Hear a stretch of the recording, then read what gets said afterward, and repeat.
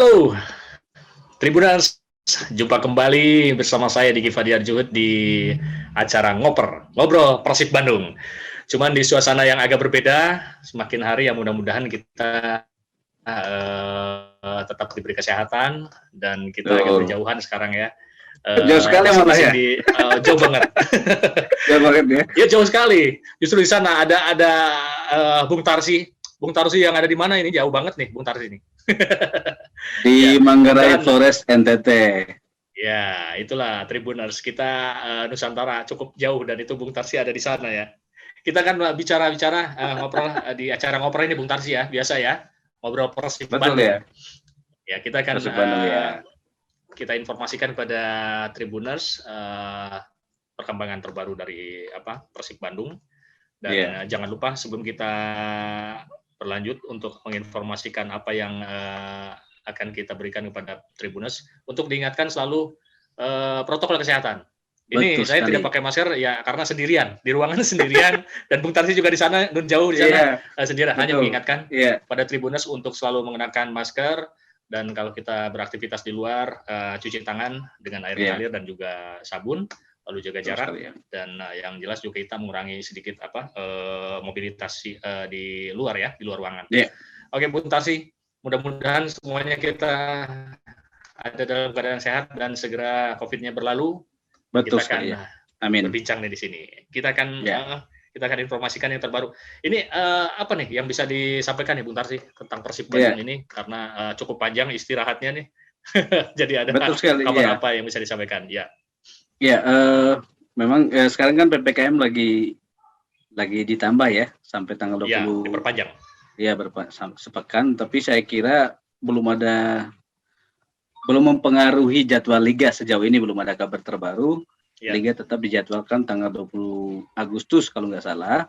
Ya, memang ini sedikit ada pengunduran beberapa kali ya, tetapi saya kira kalau kita mengingat kembali statement Robert Albert dulu, dia pinginnya liga itu mulai bulan Juli atau Agustus.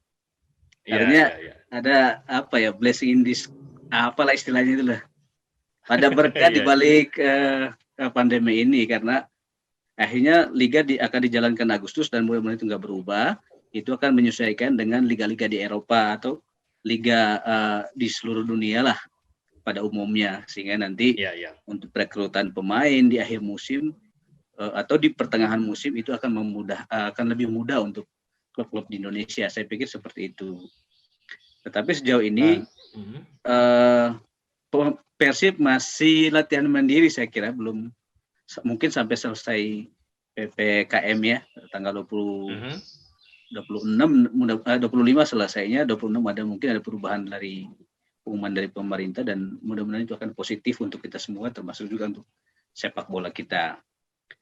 Ya, tetapi di balik itu pelatih saya pikir masih tetap optimis lah untuk menatap liga ini karena akhirnya ada waktu yang cukup lama untuk persiapan setelah Piala Menpora lalu dan juga setidaknya ada 2 pemain baru yang punya waktu cukup lama untuk beradaptasi, Mark Locke dan Muhammad Rashid ya, kalau nggak salah Muhammad Rashid ya. Iya betul. Nah ini kalau pemain dengan adanya perpanjangan ini apa yang bisa disampaikan informasinya di Bung Tarsi? Perpanjangan ini mungkin juga untuk mereka ini para pemain nih? Iya betul, ada beberapa yang pemain yang Robert Albert sendiri yang mengatakan pemain sedikit drop karena sempat ada harapan muncul. Layu lagi harapannya karena ditunda lagi, muncul lagi, layu lagi dan seterusnya. Tapi mudah-mudahan ini yang terakhir. Kita doakan bersama ini yang terakhir. Tetapi saya pikir juga dari lihat beberapa pemain tetap masih optimistis bahwa ini akan tetap berjalan dan Robert Albert juga sudah menanamkan bahwa Persib akan seperti yang dia bangun 2002 musim lalu ya. Ketika di musim keduanya sudah ada di 3 besar, 3 pertandingan selalu menang dan ada di puncak klasemen. Dan itu yang dia tanamkan sampai sekarang supaya mengulang hal itu dan mungkin lebih baik. Kalau dari skuad saya pikir lebih baik dari dari musim lalu ya, tetapi memang masih ada tanda tanya untuk Mohamed Rashid dan Mark Klok, meskipun misalnya Mark Klok adalah pemain yang sudah sangat kita kenal dan sempat bekerja sama dengan Robert Albert di PSM Makassar.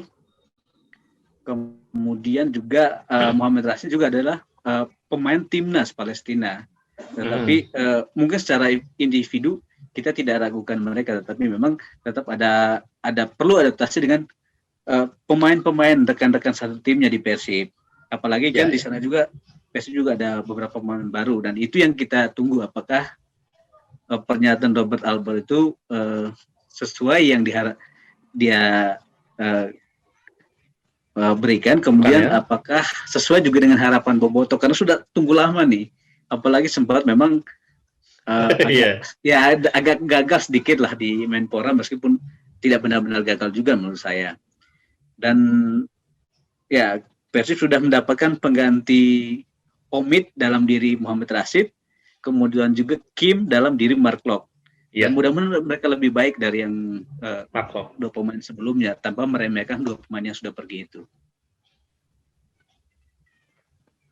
Ya, kalau ini Rashid sejauh ini gimana kondisinya? Kan harus adaptasinya kemarin dulu ya, ketika datang itu memang dia perlu waktu yang lebih panjang ya. Nah ini ternyata dengan kondisi seperti ini apa yang bisa disampaikan tentang Rashid ini? Iya, saya pikir seperti saya katakan di awal, dia sudah punya waktu lebih lama untuk menyatu dengan tim. Andai kan itu liga itu dimulai bulan Juli lalu, dia hanya punya waktu sebentar untuk menyatu dengan tim. Saya khawatir itu akan terjadi seperti waktu rekannya Farsad Nur. Tetapi sekarang dia punya waktu lebih lama untuk menyatu dengan tim, dan mudah-mudahan tidak akan terjadi lagi seperti yang Farsad Nur. Nah, kemudian kalau dari komposisi tim, saya pikir bisa saja mengulang apa yang Persib capai tahun 2014, karena secara tim keseluruhan saya pikir hampir sama lah, dan mungkin lebih mewah sekarang. Kalau dari Transfermarkt, Persib tapi merupakan tim paling gemuk dari jumlah pemain, ada 34 pemain. Dan hampir di semua lini itu punya pemain yang sama lah. Ya, katakanlah misalnya di lini tengah ada Mark Klok, kemudian kemampuannya skill ada Mohamed Rashid, ada Deddy Kusnandar, ada Abdul Aziz, kemudian ada Gianzola dan David bukan David Beckham ya, Beckham Putra maksudnya. Dan itu hampir sama. Saya mengandaikan gini, Mohamed Rashid misalnya itu sama seperti Firman Utina dengan Konate waktu 2014, kemudian backupnya Deddy Kusnandar, waktu itu backupnya Haryono tuh ada Taufik. Atau juga mungkin kita bisa berharap bahwa Mohamed Rashid ini dan Mark Klok bisa seperti Mark Klok dan William Pluim waktu di PS Makassar bersama Robert Albert. Ya betul. Nah ini kalau dengan kondisi gimana? Ya, saya sempat baca bahwa ada yang menanyakan apa impiannya Mohamed Rashid. Mohamed Rashid sempat ditanya apa impiannya di musim ini. Ada yang menanyakan apakah akan menjadi top scorer atau seperti apa. Ternyata dia memilih, saya ingin jadi pemain terbaik. Ya, nah kalau jadi pemain terbaik, memang kalau soal mencetak gol, ya dia agak jauh dari gawang, karena itu sudah ada adalah untuk lebih dekat ke gawang itu ada Geoffrey dan Wonder Luis. Nah dia jadi backup. Nah kalau dia impian jadi pemain terbaik, ya mungkin secara bertahan bagus, kemudian penyumbang asis. Nah kalau impian itu sempat juga tahun 2019 gelandang menjadi pemain terbaik. Waktu itu ada Renan Silva bersama Borneo. Dia mencetak 12 gol dan 7 asis. Dia dari segi gol dia bukan pencetak gol terbanyak saat itu. Jadi bahkan Borneo saat itu hanya finish di peringkat 7, tapi dia bisa menjadi pemain terbaik. Artinya secara individu dia sudah menanamkan optimisme itu, dan itu mudah-mudahan bisa menular ke tim atau bisa mengulang pencapaian dari Ferdinand Sinaga tahun 2014 ketika dia menjadi pemain terbaik dan Persib juga menjadi juara. Oh iya ya. Nah ini kalau dari sisi pemain yang lain gimana nih? Yang ya seperti mungkin selain kedua pemain baru itu ya, Mark dan Rashid ini, dengan kondisi yang ada seperti saat ini gitu ya, apa nih yang bisa diinformasikan yang terbaru nih? Saya pikir mereka tetap optimis ya. Misalnya Juve Ahmad Jufrianto tetap percaya diri bahwa dia akan menjadi pilihan utama pelatih dengan terus berlatih mandiri. Dan itu bagus untuk kompetisi di lini tengah, di lini belakang Persib. Itu kan ada Victor Ibonevel, kemudian new keepers. Kalau ketiga back ini dalam performa terbaik, saya pikir juga aman untuk gawang Persib, karena gawang Persib juga sekarang kipernya bagus-bagus saya pikir. Mada Wirawan, kemudian Teja Pakualam, Deden Natsir sudah kembali, kemudian juga ada Akil yang juga pemain timnas. Saya pikir komplit lah, dari semuanya menjanjikan untuk gawang Persib itu. Saya pikir aman, bisa, kalau apalagi kalau tiga ini bagus. Di belakang juga saya pikir Adri Idrus, kemudian Zalnando juga yakin saya akan bisa menggeser misalnya pemain lain di situ. Katakan Adri Idrus, itu berarti kan kalau satu orang berusaha untuk mendapatkan tempat utama, maka pemain lain juga akan berusaha keras untuk untuk bermain untuk mendapatkan full tempat utama. Artinya mereka akan mencapai level terbaik. Bahkan pemain seperti ada pemain muda di pemain tengah, meskipun dia sempat nggak main di Piala Menpora, tapi dia mengatakan saya akan merebut tempat utama. Bayangkan pemain muda merebut tempat utama. Sudah ada deretan pemain senior di sana, tapi itu bagus untuk pemain muda, karena itu juga akan memberi alarm untuk pemain yang sudah settle di lini tengah lah, kira-kira seperti itu. Iya. Ini kalau ada ini Zardel ini, Mario Zardel, apa nih yang bisa diinformasikan? Karena itu jadi perbincangan juga, karena ya bukan tiba-tiba ya, tapi ada sosok yang di tengah-tengah Marco dan Rashid, jadi perbincangan juga nih, ada Mario Zardel katanya gitu. Ini apa yang bisa disampaikan nih tentang pemain muda yang satu ini nih? Iya, ini mungkin kan ininya teman mungkin sebayaan nama Beckham, dan ini bisa pemain muda lah, kita lihatnya pemain mudanya bukan sosok sebagai ininya ya. Ini apa yang bisa disampaikan dengan sosok muda gitu ya, yang tiba-tiba jadi perbincangan juga gitu. Ini kan sementara pilihan ya sekarang saat ini ada Marco dan Rashid yang itu kan udah ibaratnya udah senior lah, atau lebih dulu gitu. Tapi ini ada sosok muda yang baru ini, dan kita nggak tahu nih siapa ini orang gitu kan. Padahal dia mungkin sudah ada pernah ya bareng Beckham ataupun juga teman-teman yang lainnya yang rekrutan ya. Nah ini sosok muda aja dari itunya, apa yang bisa disampaikan dengan ya mungkin juga dari situ pemain yang sudah settle tadi itu. Itu bisa jadi alarm ya. Mario Jardel ya. Mario Jardel sebenarnya kalau saya tidak salah back kanan ya. Iya. Back kanan, dia memang pemain binaan Persib juga. Tapi sejauh ini belum mendapat tempat ya. Ya, bahkan dia masih kalah dengan pemain yang selevel, itu memang Bayu Fikri yang baru didatangkan. Iya, Bayu Fikri ya. Dia juga belum bisa menggeser posisi hand yang bergantian dengan Supardi dalam beberapa musim. Musim terakhir, tapi mungkin bisa sedikit beri bocoran lain, adakah yang apa? Ini hanya dari ini apa? Hanya dari secara umum aja tadi, karena bercerita tentang alarm untuk pemain-pemain yang sudah settle gitu kan. Ini ada yang muda. Ya, mungkin bisa jadi Mario Zardel juga sebagai sosok muda, dia punya motivasi lain untuk nih kesempatan untuk bisa menaikkan tensi level, dia agar dia juga bisa jadi pilihan yang utama gitu. Ya betul ya. Iya, sebenarnya seperti itu kan. Mungkin ya kemarin kalau Piala Wali Kota jadi mungkin dia bisa jadi untuk uji coba ya. Iya. sebenarnya memang kalau dari segi nama elit sebenarnya Mario Jardel ini. Saya ingat Mario Jardel dulu ada pemain asal Brasil kalau tidak salah, striker. Dia tahun mungkin akhir 90-an atau awal 2000-an, memang dia salah satu striker yang berbahaya yang dimiliki timnas Brasil.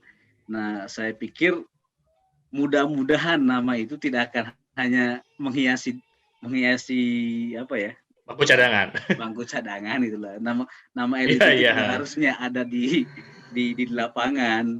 Meskipun posisi dia dengan Mario Jardel yang Brasil itu memang berbeda, karena dia sebenarnya dia striker, tetapi memang posturnya memang tidak terlalu mendukung untuk striker, karena kalau bola-bola atas mungkin tidak terlalu itu. Tapi dia memang waktu di Diklat dipindahkan ke posisi back. Dia sempat di back tengah juga sebenarnya, tetapi mungkin juga lagi-lagi karena postur memang dia lebih bagusnya di back sayap. Kalau back sayap biasanya memang justru jarang yang postur tinggi, justru yang kecil-kecil.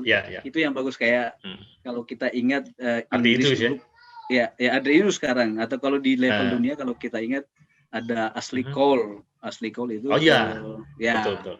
Ashley Cole juga. Kemudian kalau di Jerman dulu ada Philipp Lahm sebelum dia dipindahkan jadi gelandang. Kemudian juga Dani Alves dulu ada di Barcelona, kemudian PSG atau timnas Brasil.